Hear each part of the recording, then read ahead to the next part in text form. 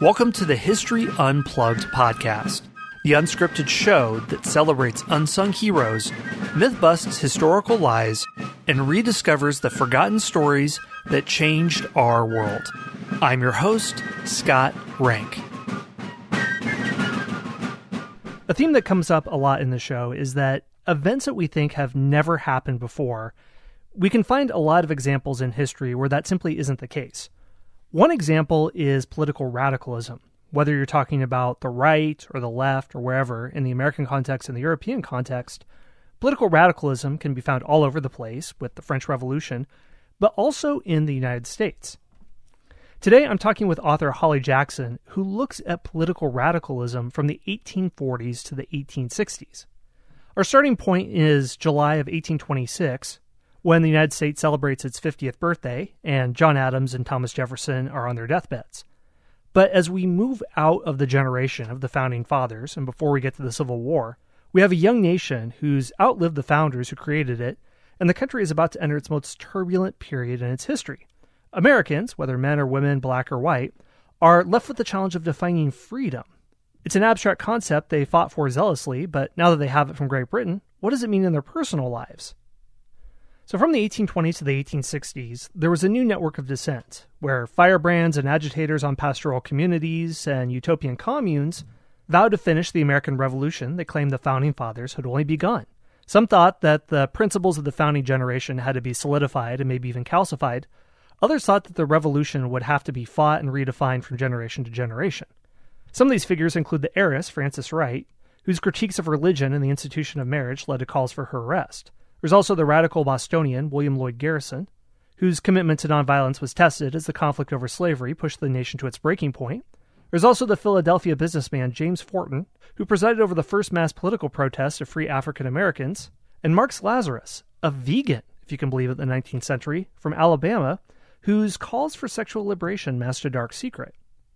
There's also Martin Delany, a would-be founding father of a West African colony who secretly supported John Brown's treasonous raid on Harpers Ferry, and he eventually allied himself with the Southern Confederates after the Civil War. So many of these figures are forgotten, but they play an interesting role in American history and are part of the narrative framework of protest and rebellion that we still see in the United States today. So I hope you enjoyed this discussion with Holly Jackson. Holly, welcome to the show. Thank you very much. Glad to be here. I'm very interested in talking about the different figures in your book. So let's set the stage and talk about what is happening in America when you open after 1826, when John Adams and Thomas Jefferson both die on the same day. What are issues that are emerging in America and cracks in the foundation, as it were, that are causing these things to happen that don't happen in the generation of the founders? Yes, so I open with that day, the 4th of July, 1826, because it's kind of this amazing symbolically laden coincidence that those two founding fathers happen to die on the semi-centennial, the 50th anniversary of the signing of the Declaration of Independence. And the reason I think it's a good place to open for this particular story is that for that generation and really going forward through the antebellum period, I do think that an anxiety about the fate of the nation that the founders made is a really key historical context for understanding the generation that I'm writing about. And they really were the grandchildren sort of the founding generation. Many of their grandfathers had actually fought in the Revolutionary War. We start with the generation who were maybe the very youngest people who were involved directly with the Revolution, like the Marquis de Lafayette and like James Forten, who was a leader in the free black community in Philadelphia. And then as we move forward through the 19th century, there's just this question about whether that experiment will survive for more than three generations, or if in fact it will cease to be, and the nation will kind of break into two nations that both claim some kind of lineage to that beginning. Yeah, this is an interesting period because it's after the founding generation. It's before the Civil War, and I don't think people really have a good scope of this. So can you help me understand, what is it like to be in the 1820s, 1830s, when you talk in the book about firebrands and agitators who want to finish the revolution they claim the founding fathers had only begun? where would somebody think that the United States is going? Do they think this is the revolution, so I need to continue it, or I need to radically alter it? Where do they see things going? Right. Well, it's exactly that question. And I think that we understand that tension between is the goal to continue to push forward along a progressive agenda where we kind of interpret the ideals of the founding and we continue to, we use the amendment system to represent a kind of evolving nation, or is the plan to conserve what the founders founded and to sort of transmit that unchanged in perpetuity? And the people that I write about are definitely in the progressive camp and believe that the American Revolution is a kind of a rolling revolution that is still going, and that the American Revolution that we know was effectively a political revolution that needed a social revolution to follow it, to make it real, and to really put it into practice in real American life and not just in social theory. You had asked me about what it was like to be in America in the 1820s and about the issues that were coming to the fore. And certainly in the book, westward expansion and with each successive land grab, the question of the expansion or the containment of slavery was like the main motor that I talk about in that period. Yeah, it's interesting you talking about it. It sounds almost like the Protestant Reformation, where you have some reformers who want to keep the high church elements and just not have the Pope have this sort of authority, whereas others want to completely undo a lot of the sacralization, like the Eucharist and all that. And one more meta-level question before we dive into specific character studies that you sketch out. Something that I've looked at in this podcast is the phenomena of utopian communities. And if anyone knows about them in the United States, they're looked down upon as these kooky experiments like Fruitlands that Louisa May Alcott's parents were involved in, with the idea of not using animals for labor and only planting produce that grew up out of the soil. And I think there's something interesting going on there where in the 1830s, 1840s, there are all these utopian experiments that are happening in small towns in the United States. So what are social events and social currents you think are happening that are causing these types of utopian experiments to take place in this time, the time in which you're focusing on, that aren't really happening a generation before? And if they are happening a generation or two generations later, they look different. So why do you think this is happening on a social level? Right. It's a great question. And I agree that you characterize them as normally being treated as these kind of kooky sideshows, which when I started writing the book, I wanted to really write them into the main story and to show that they were involved with the main strands of American political culture and actually have an intellectual tradition there that's worth recovering. The 1840s is generally thought of as the kind of golden age of that kind of utopian communitarian experimentation. And that's because my understanding is that the Panic of 1837 kicked off a major financial depression that was the first of its kind and its magnitude, and it seemed that capitalism could and would fail. So we generally think of the Jacksonian period before that as a period of capitalist boom and expansion, and then it comes to a screeching halt with this terrible, devastating depression. But in those moments of capitalism's failure, and we see this later in the century too, people start to look around for alternatives. Yeah, I think this takes us to the specific characters that can flesh out what these type of desires and impulses look like in action. So let's start with Frances Wright, which is very interesting. You note that she had critiques of religion and the institution of marriage that led to her arrest. So what is her story?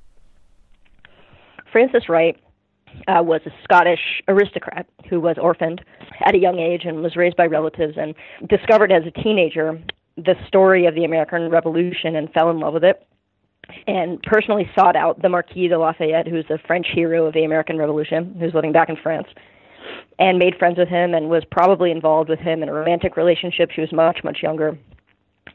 And she came to the United States. She wrote a book about the United States and then eventually returned as his kind of secret companion on his victory lap of the United States and toured, all of the states with him, and eventually branched off and created a socialist commune of her own called Neshoba that wanted to bring together the kind of principles that she was picking up from Robert Owen who was a socialist, who was also European. She wanted to bring that together with her anti-slavery ideas, but really in the book, she's a cautionary tale. She had every opportunity to work with sort of free black communities who were approaching these same issues, but she didn't collaborate with them and sort of wanted a grand adventure, and she ended up kind of further extending the problems of the very population that she was trying to help. How did she perpetuate the problems of this community? Well, it was her idea to end slavery by working out a system of communal settlements in which enslaved people would work out the cost of their own, they would pay their own way out of slavery, and then that they would be exported, they would be colonized outside of the United States. Well, first of all, free black communities all over the North, in Philadelphia and Boston and New York, had already kind of set out very staunch opposition to these plans of colonization. Black people did not want to be colonized. I mean, many did go, but many saw it as this kind of this first kind of rallying point of free black politics, that they were in fact American citizens, and that they would not go along with these schemes to remove them from their native land, the United States. Well, Fanny Wright formed this commune, Neshoba, and in the course of carrying out this idea of hers, she purchased a number of enslaved people herself, and effectively became a plantation owner, an enslaver, in the course of trying to end slavery, and eventually exported these people who were under her control to Haiti. Later on, you mentioned that she was arrested. Was that in connection to any of these efforts, or was it something completely separate?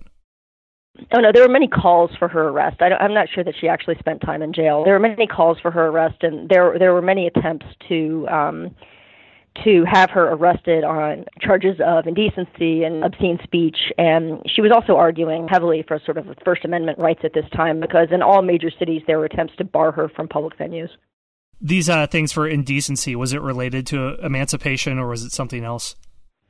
It was mainly about the fact that she was a woman speaking in public on subjects that people found atheistic and had to do with religious free thought. But also, yes, she supported what was called the amalgamation of the races, or interracial sex. She supported free love and the abolition of marriage.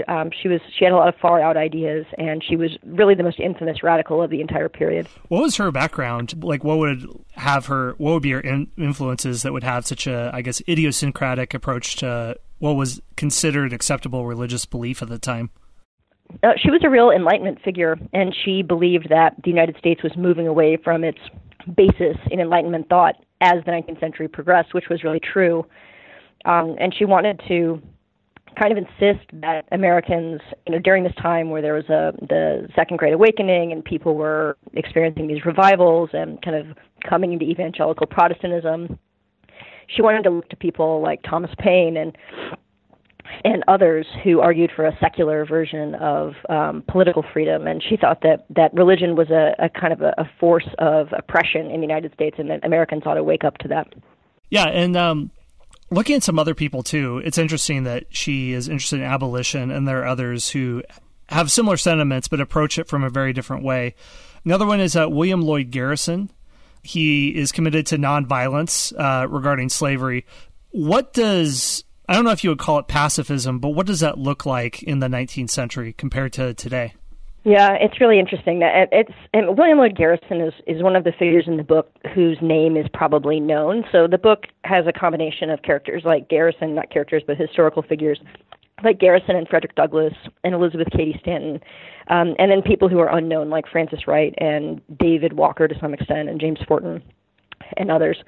William Lloyd Garrison was one of the founders of an organization that was called the New England Non-Resistance Society. And the Non-Resistance Society, the non-resistance part was the pacifism part. And it was incredibly controversial in the abolitionist movement with other anti-slavery activists because it was anarchist, it was anti-American, it was anti-government. They believed not just in not using violence themselves to combat opposition that they faced. There was a huge amount of anti-abolitionist sentiment. There were mobs. Garrison was burned in effigy. He was led down the street on a rope. People constructed a scaffold with as if they were going to execute him on his front lawn. So not only did he not believe in answering that with violence, but they also did not believe in supporting the government or the military or prisons or capital punishment or anything. So they would not drill for a militia.